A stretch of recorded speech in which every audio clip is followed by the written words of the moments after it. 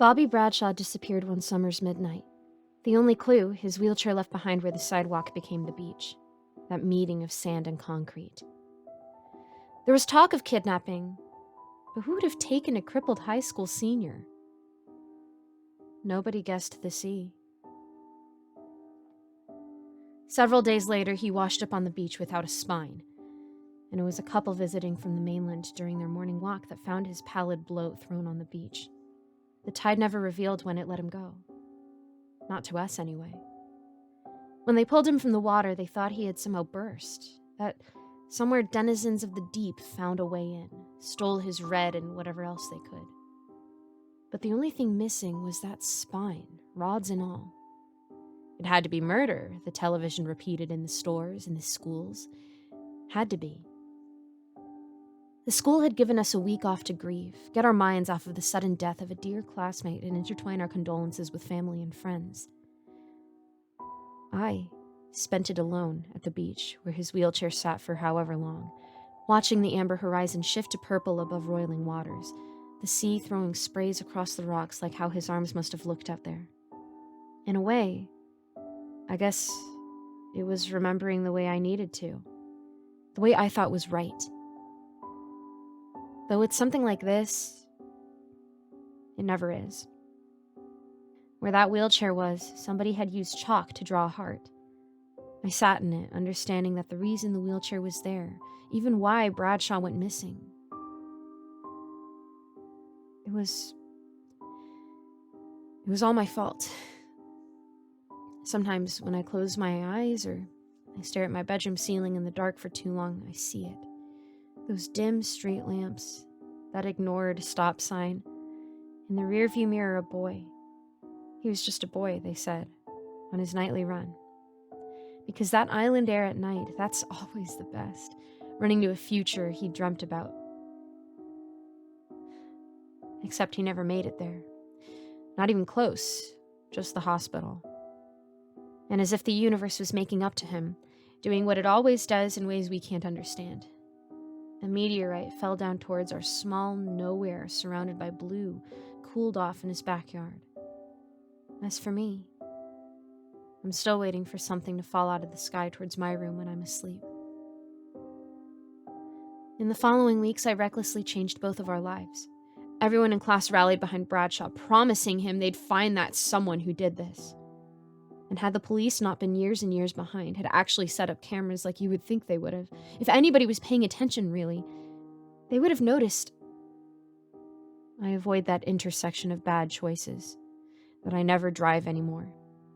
As if that somehow is an apology. I know it isn't. So I went to see him, making sure the drugs or exhaustion knocked him out first, and I just stared at him, mouth dry, silently telling him excuses why I was out that night. My dad, the booze was right there. Who even wants to be born oceans away from everybody else anyway? It all made sense then and never has since. I only stopped when Stephanie started sleeping there, when the doctors weren't sure if he was ever going to leave that bed, his spine miles away under a traffic light. But the meteorite.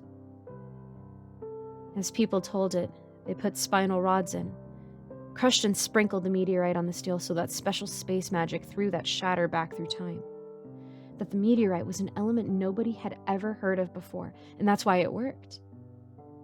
But no, what really happened was his girlfriend made a necklace of the thing.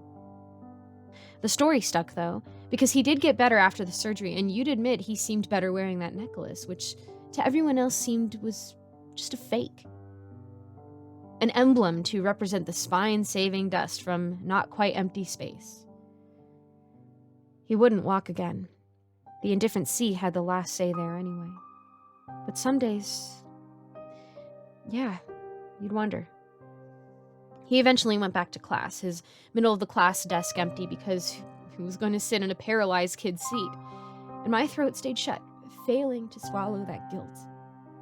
Stephanie never asked why I was standing over her boyfriend, my hands clenched and tears running down my face, and I'm still thankful for that. What I was hoping for was that he'd cocoon himself up in all the support he'd gotten while in the hospital, that I'd never have to see him through the constant flow of a crowd as he wheeled room to room. Instead, I looked over from what seemed a million miles away to see him staring at me. My blood always went cold. It was at the beach when I actually talked to him.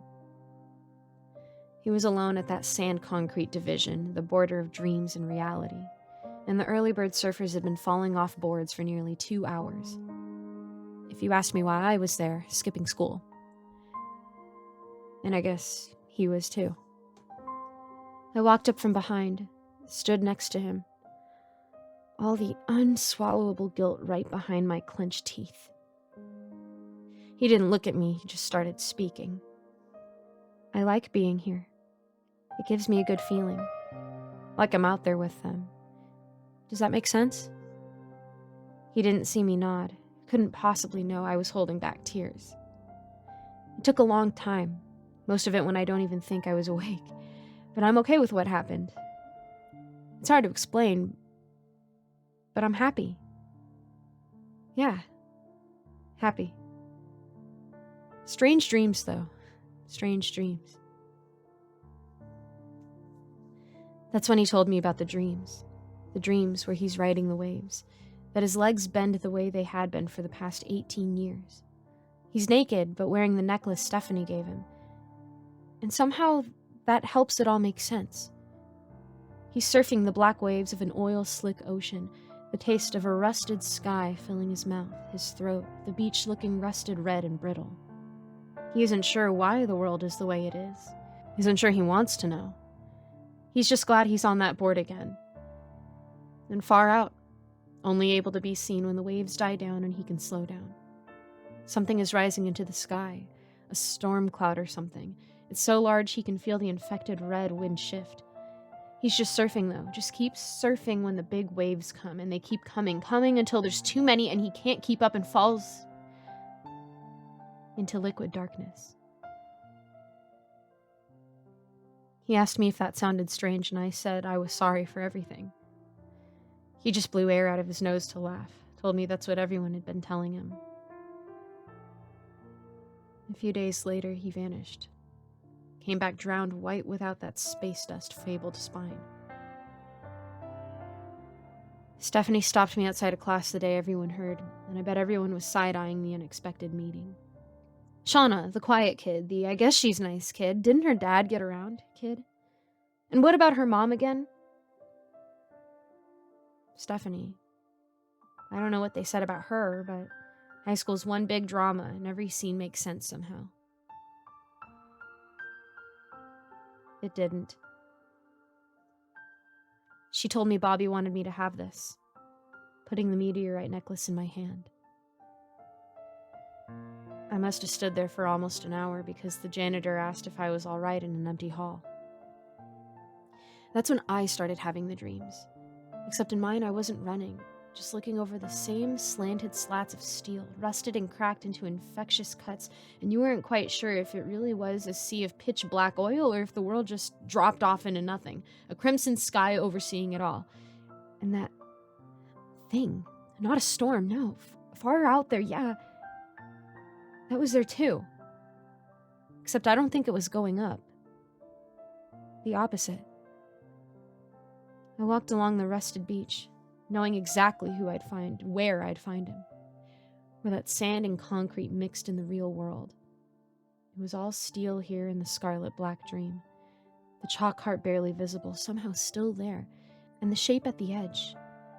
I didn't recognize him at first, but it had to be him. Yeah, it had to be. I understood when I got closer. He stood straight up. He stood straight until his hips.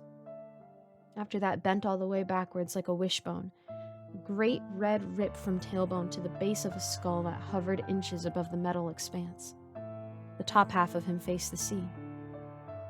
Its message gives life. That's all he said. I looked out to the black shape and saw the oil ocean roaring up and making a new horizon, one a sun would never rise from. The wave was far, far away, and then there, And in the last second before darkness, I could have sworn I saw Bradshaw out there on that beach, crawling over dusty red and rusted death, towards an ocean he must have felt compelled to do.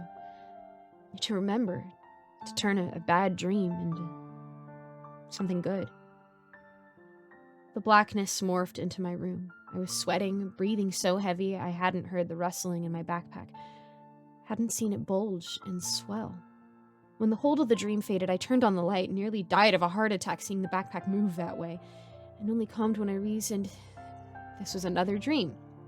That I'd been in a dream this entire time, that I died in that car accident, must have swerved away, never even hitting Bradshaw, and instead folded myself around a tree. I could accept that. But no. The backpack kept retching back and forth, muffling a sound like a whir. I grabbed the pack and threw it on the bed, unzipping it, waiting for the next illogical thing. My laptop crawled out. Crawled out with the wires that had been retwisted into new legs, spilling out of a splintered casing, the manufacturer logo preserved as if they were responsible for this new life. The laptop skittered around the bed for a second or two before making a break for the open window overseeing the Atlantic. I never got that far. I started hitting it with the lamp from my nightstand, the only thing close enough to grab. It put up a good fight, at least as best as a fight a laptop could, I guess, but now in several places it tried putting itself back together, but I just kept going, wondering if this was how all stories like this started and if the lamp would fix that somehow. It finally gave up several frantic swings in, and I crumpled in the corner of my room, the bottom of my hands trying to press my eyes all the way back in case that was the secret to deleting memories. Eventually, I went to the pulverized body of my spiderized laptop, bent down slowly, ready for it to spring to life one last time and wrap around my face, ensuring the propagation of its motherboard brood. But it never moved. And the only reason I started reaching towards it, doing everything the movies tell you are the wrong things, is because nestled in the carcass made of plastic and electronics was a small, shiny rock. The meteorite, I said aloud to myself. The necklace. The one I'd tossed into my backpack with. To this day, I don't know what to do with it. But it's in a taped-up cardboard box in my closet, all the electronics shoved to the other side of the room. Some nights I'll find my phone in the middle of the floor or a loose wire coiled up next to the shut closet. Things trying to hear a message or a song.